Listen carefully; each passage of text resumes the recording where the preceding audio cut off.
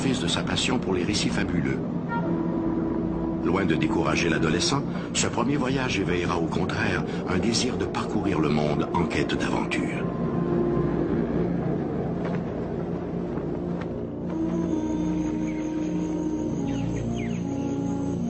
La fascination et le respect de Mitchell Hedges pour les peuplades indigènes sont déjà notoires. Durant son séjour parmi ces tribus indigènes, les carnets de voyage du jeune aventurier constitueront l'une des toutes premières études ethnologiques de ces peuplades.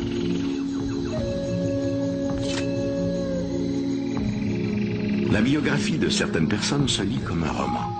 C'est le cas de l'histoire qui va réunir la petite Canadienne Anne-Marie Le Guillon à l'explorateur anglais Frederick Mitchell Hedges. En 1917, celui-ci adopte la petite Anne-Marie Le Guillon. La fillette se trouve dès lors parachutée dans un univers fantastique. En compagnie d'une amie, Lady Richmond Brown, Mike Mitchell Hedges entreprend vers 1920 l'exploration des forêts encore vierges d'Amérique centrale. On raconte alors que des tribus encore inconnues y vivaient cachées en marge du monde civilisé. Il n'en faut pas davantage pour aiguiser la curiosité de l'explorateur.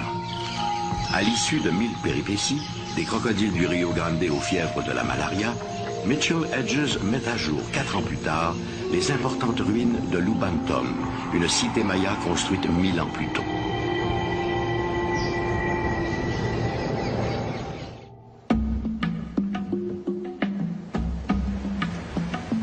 Et c'est au cœur du grand temple de la cité que sa fille adoptive Anna va découvrir l'artefact le plus énigmatique des civilisations précolombiennes.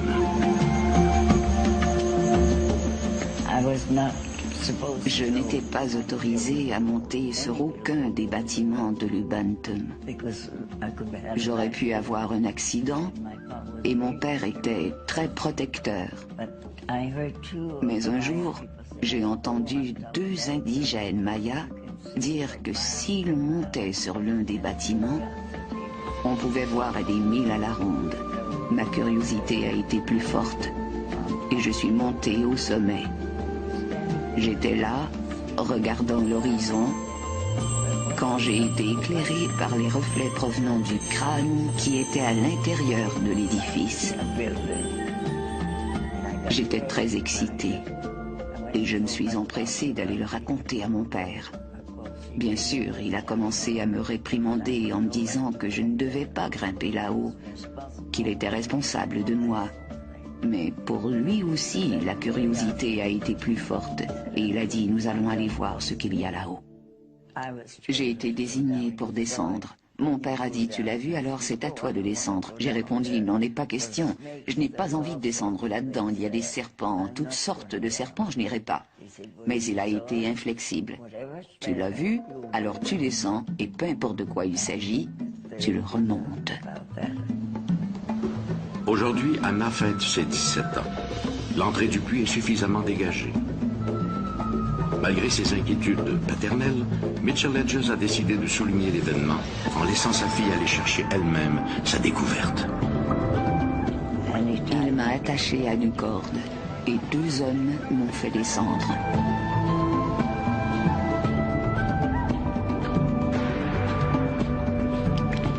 La seule chose que je voyais, c'était encore cette lumière. Je l'ai pris, je l'ai enveloppé dans mon chemisier et je l'ai remonté.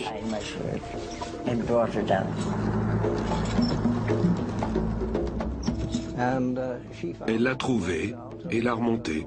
Dès que les indigènes l'ont vu, ils sont devenus très agités. Pour eux, c'était comme un présent des dieux.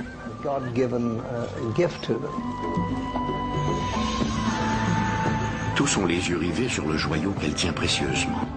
Il s'agit de la représentation d'un crâne humain, grandeur nature, taillé dans un bloc de cristal. Frederick Mitchell Hedges n'a jamais rien vu de pareil. Lorsqu'il a été découvert, personne ne savait exactement de quoi il s'agissait et d'où il venait. Sauf que c'était là un extraordinaire artefact. La partie supérieure du crâne a été découverte en premier. Peu après, on a trouvé le maxillaire inférieur.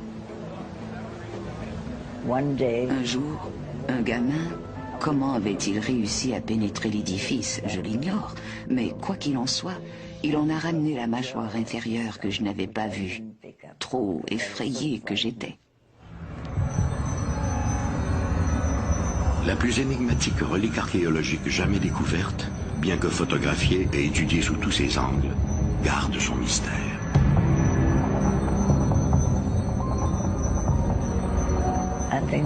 Je pense que le véritable secret du crâne réside dans son utilisation comme objet de guérison.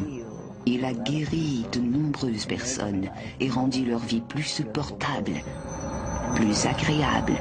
Le crâne doit savoir que vous croyez en lui et que vous lui faites confiance. Le crâne de cristal aurait été fabriqué il y a quelques 17 000 ans afin de transmettre aux générations futures un savoir universel. Cette connaissance serait-elle importée d'un autre monde? Quelle était son utilité? Pourquoi ces artisans mayas ont-ils choisi de lui donner un tel réalisme alors que leur art est invariablement plus stylisé? Quand a-t-il été créé? Et pourquoi est-il fait de cristal? Depuis l'avènement de l'électronique et en particulier de l'informatique, nous savons que le cristal peut être utilisé pour emmagasiner de l'information. Pour les amateurs d'ésotérisme, le choix du cristal par les artisans mayas aurait beaucoup plus à voir avec ses propriétés mémorielles qu'avec son aspect esthétique. Pour eux, le crâne de cristal serait une sorte de disque dur où les anciens auraient stocké un savoir extraordinaire. Mais si le crâne de cristal est ce que prétendent les mystiques, comment avoir accès à ces connaissances millénaires?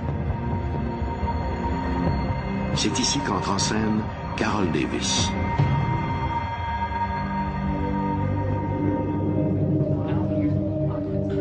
Au début des années 80, Carol Davis accompagne un ami chez Anna Mitchell Hedges à Kitchener, en Ontario.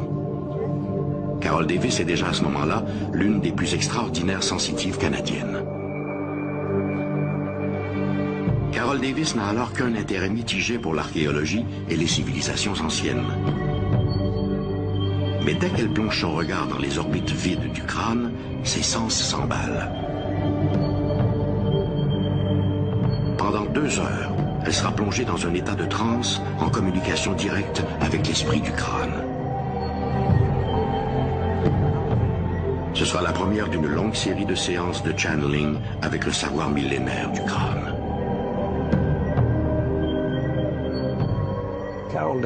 Carol Davis était et est toujours une transmédium respectée et d'une notoriété internationale.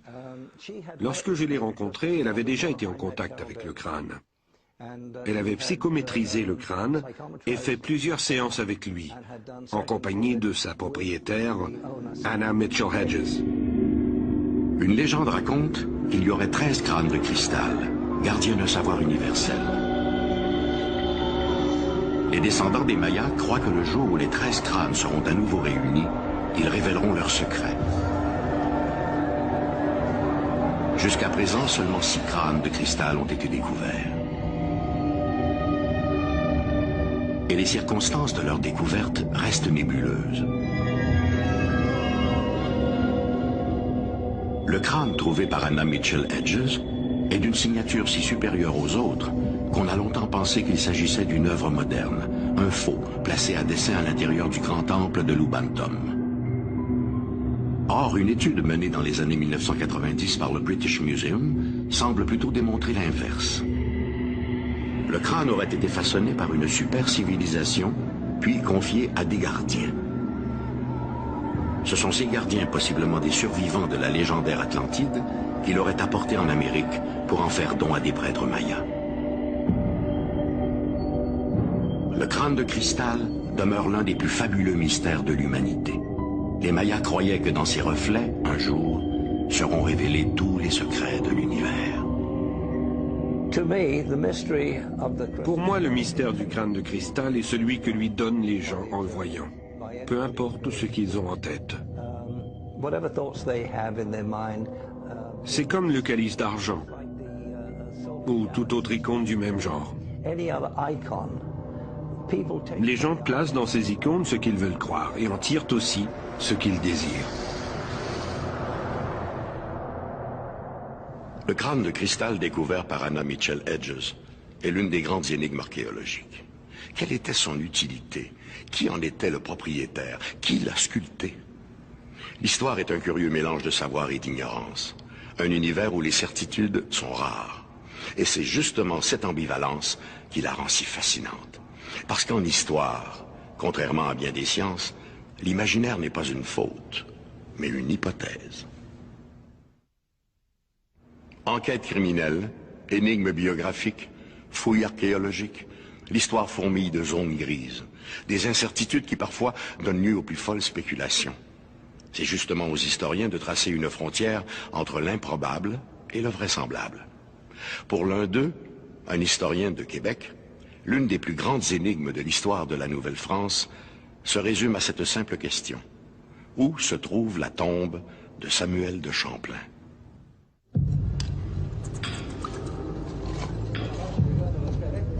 L'action se passe sous la tour du clocher de la basilique de Québec.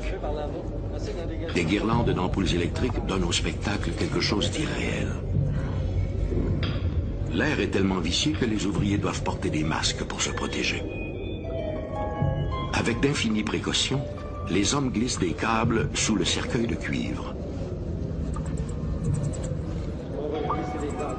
Cette opération achevée, les 4 hommes soulèvent en même temps, et le plus délicatement possible, le précieux tombeau.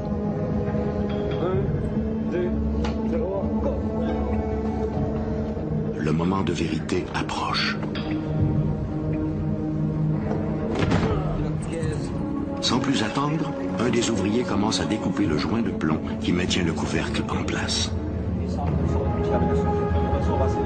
À mesure que progresse le découpage, tous s'interrogent.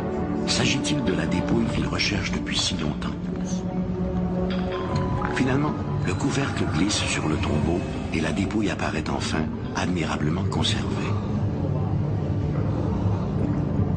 Se pourrait-il que ces ossements soient ceux tant recherchés de Samuel de Champlain, explorateur et fondateur de la ville de Québec?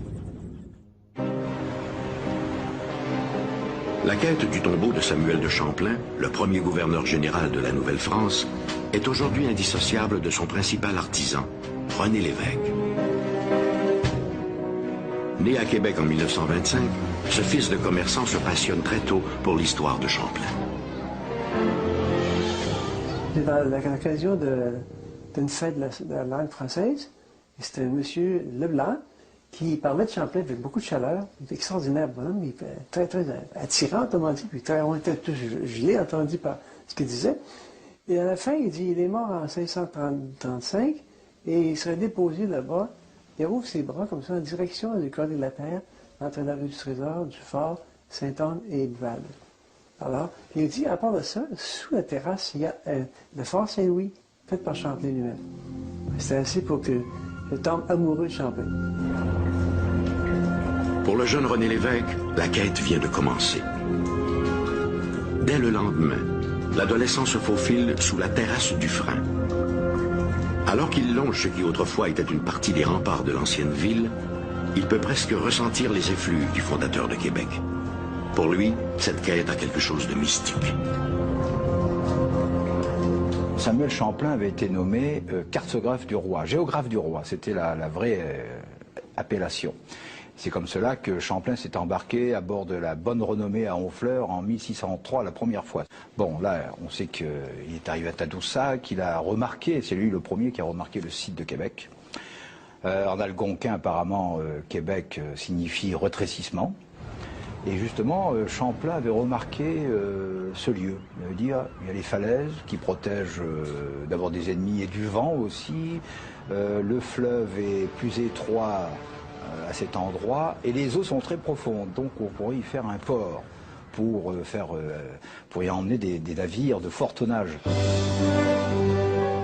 Samuel de Champlain fonde la ville de Québec en 1608 et le roi Henri V le nomme premier gouverneur général du pays. Sa générosité et son grand sens de l'honneur et de la justice lui valent la sympathie des communautés autochtones. Toute sa vie en terre d'Amérique, il aura sans cesse cherché à harmoniser l'ancien et le nouveau monde. Champlain, d'abord, il est décédé à peu près à l'âge de 70 ans. Il était paralysé depuis quelques mois. Il était au Fort Saint-Louis, dans une petite sa chambre à lui. Puis il pouvait écrire quand même, parce qu'on voit à son testament, on voit qu'il y a une écriture qui est là, mais est un peu malmenée. Mais quand même, c'est ça. Et Après ça, ben, il est mort le jour de Noël. La nuit de Noël, le jour. Alors là, c'était une catastrophe dans le pays, parce que c'était le père fondateur qui partait, là. Il y a eu une très belle cérémonie religieuse, il y a eu un défilé dehors dans la rue Buade, ce coin-là, là, jusqu'à l'église paroissiale, puis qui était justement l'église Notre-Dame de Recouvrance, dans le char de Frontenac. Peu de choses sont connues sur l'époque et sur l'endroit où a été inhumé Samuel de Champlain. Pour l'essentiel, les historiens doivent s'en remettre au journal personnel de Charles Huot de Montmagny, deuxième gouverneur général de la Nouvelle-France et responsable de l'inhumation de Champlain. Montmagny écrit avoir fait déposer le corps de son prédécesseur dans la chapelle Champlain et d'avoir fait placer à ses côtés les corps de ses amis, le père Charles Rimbaud et M. François de Ré. Mais où se trouve exactement cette chapelle Champlain? Voilà la clé du problème.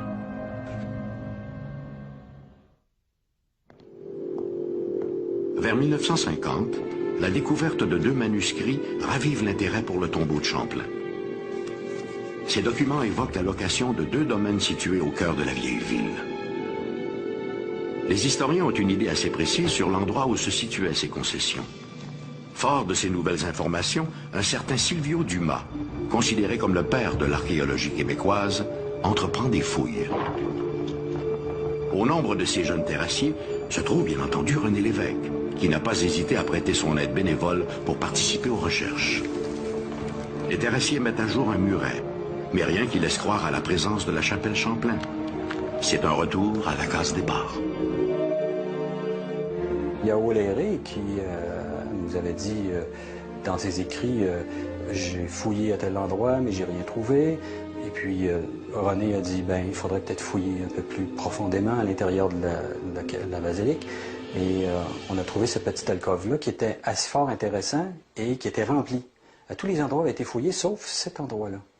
Alors là, on a commencé à fouiller. Et quand on a trouvé la tombe, en particulier, là, on s'est demandé, est-ce que c'est vraiment l'endroit où pourrait être enterré Champlain? Il y avait des ossements, beaucoup d'ossements humains, parce qu'ils ont fait une tranchée déjà pour des fils, je ne sais pas trop quoi, ou des tuyaux, puis ça avait rangé plusieurs sépultures. On est bien placé. Jean-Claude trouve une pièce de monnaie comme un 535 ou 36 dessus, c'est en partant. Et on dit, oh, ça commence à être intéressant. Malheureusement pour René Lévesque et son équipe, les restes n'étaient pas ceux de Champlain, mais ceux d'un officier du culte. La peau brunie comme un cuir mal tanné donne au corps des allures de momie. Le défunt repose dans des vêtements d'apparat, soutane colorée et une croix en or. La dépouille semble dévisager les profanateurs qui ont osé troubler son sommeil. Le père Végin, c'est un père jésuite. C'est un père jésuite belge, mort en 1879. Pour une énième fois, la dépouille de Samuel de Champlain échappe à ceux qui le recherchent. Mais pour combien de temps? René Lévesque a récemment mis la main sur un manuscrit aux archives de la ville de Québec, qui pourrait bien le mener directement au tombeau de Champlain, juste à temps pour le 400e anniversaire de la ville de Québec.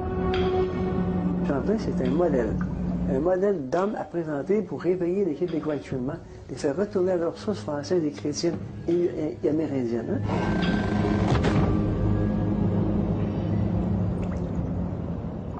Dans leur quête de la vérité, les historiens, comme les policiers, ne doivent négliger aucun indice. C'est grâce à la persévérance, et parfois à l'entêtement, que l'histoire révèle des secrets là où tout paraissait limpide. Sans ce travail de bénédictin, l'histoire prendrait vite des allures de roman sans surprise. L'histoire fourmille d'épopées inachevées et de héros disparus. Des aventures qui n'ont jamais connu de dénouement. Au début du XXe siècle, les gens ont vu apparaître au-dessus de leur tête de bien curieux fous volants. Ces casse-cous allaient, par leur audace, donner le coup d'envoi de la conquête du ciel. C'était l'ère des frères Wright, des grands dirigeables, et de Charles Lindbergh. C'était aussi l'époque de l'oiseau blanc. «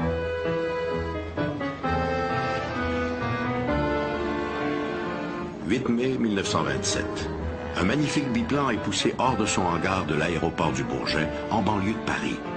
Des centaines de curieux sont réunis pour applaudir l'exploit que souhaite réaliser le tandem Charles Nungesser et François Colly. À bord de cet avion, ils tenteront de devenir les premiers aviateurs à franchir l'océan Atlantique sans escale. Après avoir consulté les derniers relevés météo et serré les mains de quelques amis, les deux pilotes décollent en direction de l'Amérique.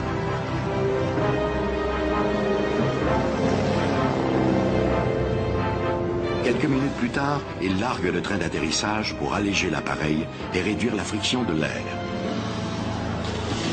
Nungesser et Collie s'apprêtent à entrer dans l'histoire, mais pas par la porte qu'ils avaient prévue.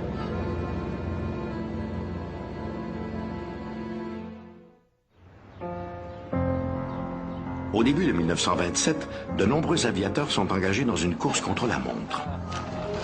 Tous veulent être les premiers à franchir l'Atlantique sans escale et ainsi remporter le prix Orteig, assorti d'un montant de 20 000 $. C'est un tandem français, le navigateur François Collie et le pilote Charles Nungesser, qui ont été les premiers à tenter l'exploit au printemps de la même année. Charles Nungesser était l'un des plus fameux pilotes français de la Première Guerre mondiale. On lui reconnaissait officiellement avoir abattu 45 avions, mais officieusement on parlait volontiers de 107. Chaque fois que Charles Nungesser montait à bord d'un avion pour réaliser ses exploits, il s'assurait d'y apposer sa signature.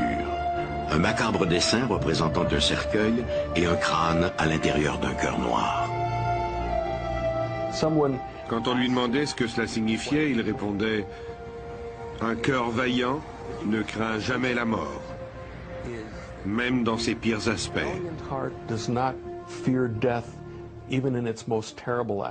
Cela représentait très bien son caractère.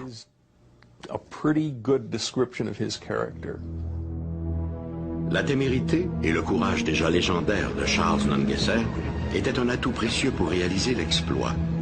Il n'y avait pas de temps à perdre, parce que de l'autre côté de l'Atlantique, l'Américain Charles Lindbergh frappait à la porte. Nungesser s'est donc associé à François Collie pour l'accompagner dans cet audacieux projet. François Collie était surnommé le Diable borgne à cause du monocle noir qui lui couvrait un œil. Souvenir de la guerre. C'était un excellent aviateur qui n'avait peur de rien.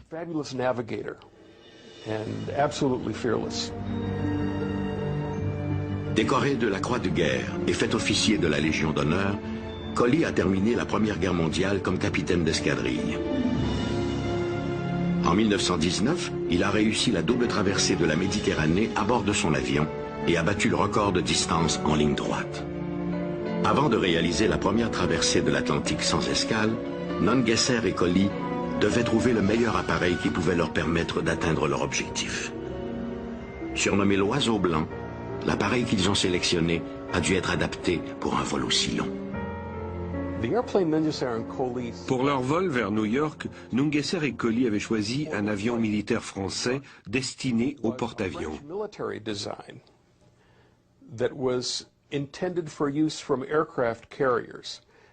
Un appareil de conception géniale. En cas d'avarie, le train d'atterrissage pouvait être largué. Et son fuselage semblable à la coque d'un bateau lui permettait d'amérir en attendant les secours. En se délestant du train d'atterrissage une fois en vol, le poids de l'avion était considérablement réduit, un élément important compte tenu de la grosseur du biplan. L'avion était immense, d'une longueur de 9 mètres et d'une envergure de 17 mètres. Il avait une capacité de 3800 litres d'essence. C'était la première fois qu'un avion réussissait à décoller avec assez de carburant pour tenter une traversée de l'Atlantique. Et tout le monde croyait qu'ils allaient réussir. Finalement, le 8 mai 1927, comme prévu, les deux aviateurs décollent à bord de l'Oiseau blanc. Les deux pilotes français sont littéralement isolés du reste du monde. Question de minimiser au maximum leur poids, ils ont choisi de ne pas embarquer de radio. Un choix plutôt téméraire vu les circonstances. Pour se guider, ils doivent s'en remettre essentiellement à leur expérience et aux instruments rudimentaires de bord. Mais en principe, l'itinéraire est simple. Ils doivent voler vers la pointe sud de l'Irlande, virer plein ouest jusqu'à Terre-Neuve, puis, une fois en vue des côtes, mettre le cap au sud jusqu'à New York. Un itinéraire simple, en principe. Nous ne sommes certains que d'une seule chose. Durant la première partie de leur vol, ils ont été accompagnés par des avions militaires français jusqu'au littoral. L'équipage d'un sous-marin anglais a été témoin du vol de l'oiseau blanc au-dessus de la mer. Les Britanniques ont décrit ses couleurs, bleu, blanc et rouge sur la queue, les rondelles sur les ailes, et le sigle noir en forme de cœur.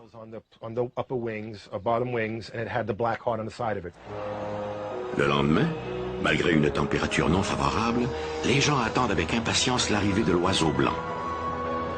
Le port de New York est rempli de bateaux, et tous cherchent à savoir où en sont Nungesser et Collie. On a rapporté avoir aperçu l'avion au-dessus de Terre-Neuve, de la Nouvelle-Écosse et de Boston. Tous s'attendaient à ce qu'il arrive d'une minute à l'autre. Par anticipation, un quotidien de Montréal, le journal La Presse, annonce pour 17 heures l'atterrissage des deux vainqueurs de l'Atlantique. En France, l'enthousiasme est national. L'odyssée des deux aviateurs fait la manchette de toute la presse. Mais bientôt, ces informations seront démenties. L'avion des deux Français ne s'est jamais posé à New York. À l'euphorie succède l'inquiétude. Le 11 mai, Nungesser et Collie manquent toujours à l'appel. Le pire est à craindre. Leurs réserves de carburant doivent être maintenant épuisées depuis longtemps. On entreprend des recherches, mais en vain. Les deux aviateurs ont-ils tout de même réussi la traversée sans pour autant atteindre leur destination finale? En 1984, une association archéologique vouée à la récupération d'avions historiques a mis de l'avant le projet Midnight Ghost, une recherche sur le terrain pour retrouver l'avion de Nungesser et Collie. Sous les directives de Richard Gillespie, un passionné d'histoire et d'aviation, le groupe a évalué toutes les rumeurs concernant les lieux possibles où se serait écrasé l'oiseau blanc.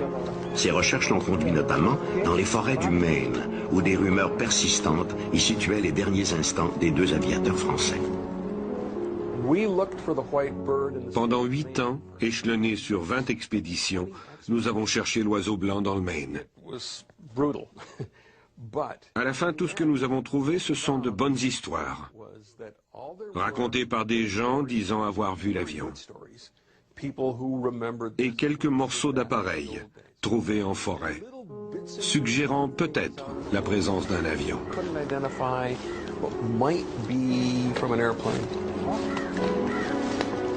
Pour ajouter au degré de difficulté, le groupe a aussi retrouvé au fil de ses nombreuses recherches des morceaux provenant d'autres appareils sans lien avec l'avion de Nungesser et Collie. En 1992, ils se sont tournés vers la péninsule d'Avalon, à Terre-Neuve.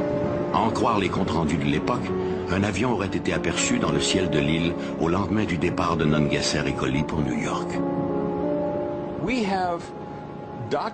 Il existe des rapports écrits provenant de citoyens de Terre-Neuve de l'époque. Ces gens ont été assermentés devant un magistrat et leur récit catalogué. Lorsque l'on regarde de plus près ces documents, ils donnent un itinéraire séquentiel tout le long de la côte de Terre-Neuve. À l'aide d'appareils sophistiqués, Richard Gillespie a acquis la certitude qu'un avion s'était bel et bien écrasé dans la région de Gull Pond, au cœur des marécages de Cape Shore, sur la péninsule d'Avalon. Malheureusement, aucun des débris retrouvés dans le secteur n'a été formellement identifié comme provenant de l'oiseau blanc. L'hypothèse d'un crash à Terre-Neuve n'est pas l'apanage de Richard Gillespie et de ses hommes. William Nungesser, un cousin du célèbre aviateur, est du même avis. Il croit lui aussi que des fouilles plus poussées permettront d'éclaircir le mystère entourant les derniers instants de Nungesser et Collie. À Terre-Neuve, il existe plusieurs petits étangs creusés par les glaciers qui ne sont pas très profonds. pas plus de 3 mètres.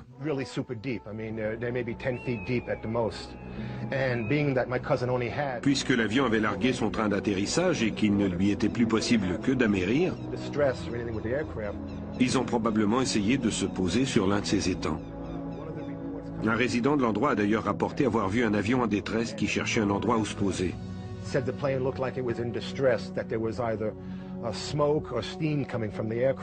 Cette version d'un atterrissage à Terre-Neuve est très intéressante. Parce que si mon cousin avait réalisé que son avion était en détresse, il aurait certainement tenté d'amérir de cette manière. La solution à l'une des plus grandes énigmes de l'aviation repose-t-elle au fond de quelques marécages de Terre-Neuve? François Colly et Charles Nungesser ont-ils trouvé la mort loin de chez eux, en terre canadienne? En décollant du Bourget par cette fraîche matinée de mai 1927, François Colly et Charles Nungesser espéraient se tailler une place dans l'histoire de l'aviation. Ils ont plutôt ouvert la porte à l'Américain Charles Lindbergh, qui a réussi la traversée quelques jours seulement après leur tentative infructueuse. La disparition de l'avion de Nungesser et Colly s'inscrit dans les grandes énigmes de l'histoire. Que s'est-il passé à bord de l'Oiseau Blanc? Les deux aviateurs français ont-ils réellement atteint le Canada, comme certains le croient, ou se sont-ils simplement abîmés en mer? Si plusieurs pensent que la découverte de cette épave représenterait la fin de l'énigme, au chapitre des disparitions, l'histoire nous rappelle que le mystère est parfois si complexe que la solution ne représente que le début du questionnement. Il est raisonnable de croire que la disparition de Nungesser et Colly soit liée à quelques problèmes mécaniques. Mais comment réagirions-nous si demain, des archéologues annonçaient avoir découvert l'Oiseau Blanc au milieu de la forêt, encore en parfait état de marche? La surprise et l'étonnement, sans doute. Et c'est probablement ce qu'ont ressenti les hommes du Dei Gracia lorsqu'ils sont montés à bord d'une autre grande énigme de l'histoire, la Marie Céleste.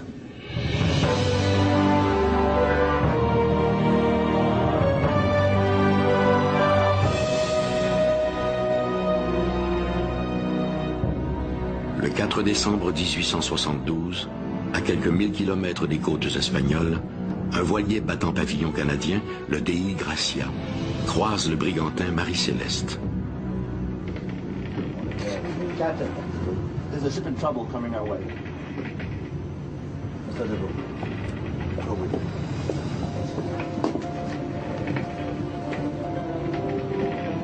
Vu du Dei Gracia, le Marie Céleste semble complètement désorienté. Sur le pont, il n'y a personne. Le navire paraît abandonné.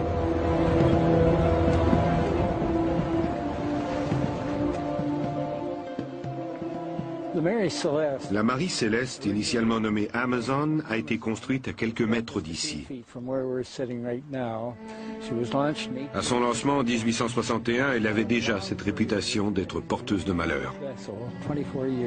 Réputation qu'elle conservera d'ailleurs jusqu'au moment où elle sera sabordée, 24 ans plus tard.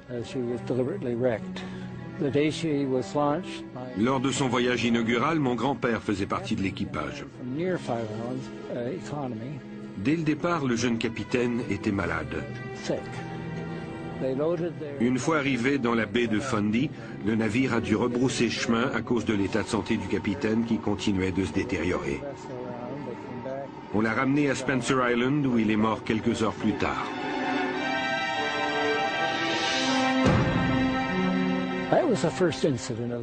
Ce n'est pas la seule fois qu'on allait déplorer la perte d'un capitaine à bord de l'Amazon.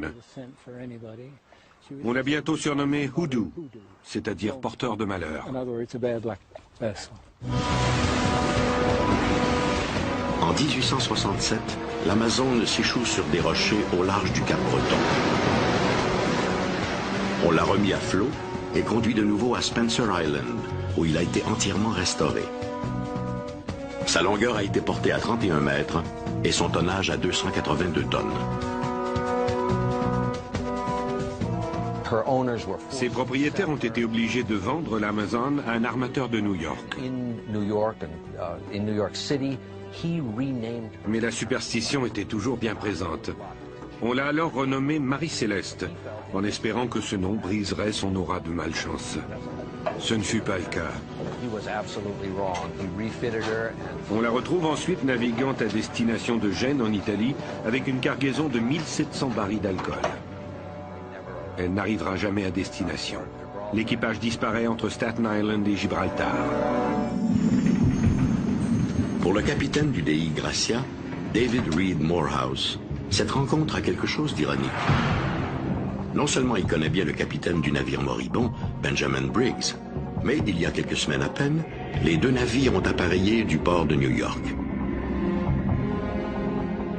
Étrange coïncidence. Morehouse demande à ses hommes de se rendre sur le Marie Céleste pour enquêter. Lorsque l'équipage du Dei Gracia l'a aperçu, la Marie Céleste avançait lentement.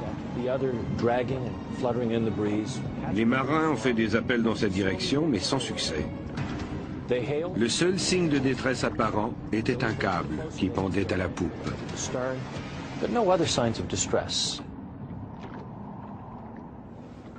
Le vaisseau était abandonné. Il n'y avait aucun signe de vie. Mais des indices montraient qu'une certaine fébrilité avait dû régner à bord. C'était un vrai mystère. Le Marie Céleste est tout à fait désert. Son abandon doit remonter à plusieurs jours, car le rouf et les entreponts sont inondés, et la cale disparaît sous 1 mètre d'eau. Dans celle-ci, on retrouve les 1700 barils d'alcool de la cargaison et des vivres pour au moins 6 mois. La description des marins donnait à penser que l'équipage avait disparu.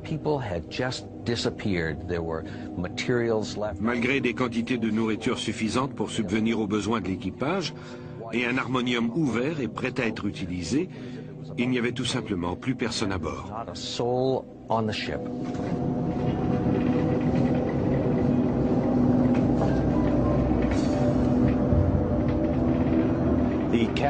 La cabine du capitaine était en partie inondée et en désordre. Les instruments de navigation et le journal de bord étaient manquants. Une dernière entrée sur l'ardoise du bord datait du 25 novembre, une semaine plus tôt.